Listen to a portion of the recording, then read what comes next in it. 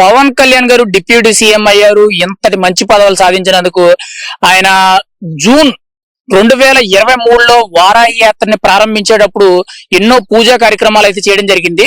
ఆ పూజా కార్యక్రమాలు చేసి వారాహి యాత్రని స్టార్ట్ చేసి విజయవంతంగా ప్రతి ఒక్క ర్యాలీని విజయవంతంగా స్టార్ట్ చేశారు. ఎక్కడ కూడా ఏ ఆటంకం కానీ ఏ ఇబ్బంది లేకుండా కూడా అన్ని విధాలుగా వారాహి యాత్రలు అనేవి కంటిన్యూగా జరిగినాయి.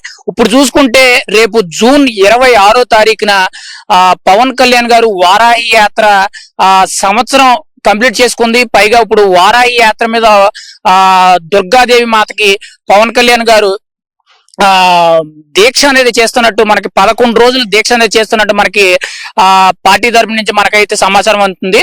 అది ఎందుకు అని అంటే అంటే వారాహి విజయయాత్ర అనేది స్టార్ట్ చేసి 1 year కంప్లీట్ చేసుకొని ఆ వారాహి విజయయాత్రలో అన్ని విజయాలు సాధించి ఈ రోజు ఆయన అనుకున్న స్థాయికి చేరుకున్నారు. కాబట్టి ప్రతి ఒక్క పని కూడా ఆయన అనుకున్నట్టు మంచిగా జరిగింది. కాబట్టి ఖచ్చితంగా ఆ దుర్గాదేవి మాతకి మళ్ళీ 11 రోజుల దీక్ష అనేది చేస్తారు.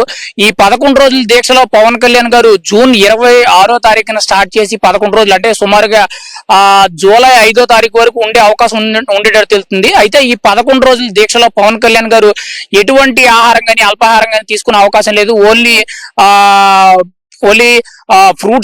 ఫ్రూట్స్ మాత్రమే తీసుకునేటట్టు మాత్రమే సమాచారం అవుతుంది. ఈ 11 రోజుల దీక్ష అనేది విజయవంతం కావాలని చెప్పి ప్రతి ఒక్క అభిమాని కూడా కోరుకునేటట్టు మనకి సోషల్ మీడియాలో పోస్టులు కానీ ప్రతి ఒక్కరు కూడా ఆనందం వ్యక్తం చేస్తున్నారు. ఇలాంటి యాత్రలు కానీ ఇలాంటి దీక్షలు ఎన్నో చేయాలి, పవన్ కళ్యాణ్ గారు ఇంకా మంచి మంచి విజయాలు అందుకోవాలని చెప్పి ప్రతి ఒక్క అభిమాని కూడా ఆనందం వ్యక్తం చేస్తున్నారు.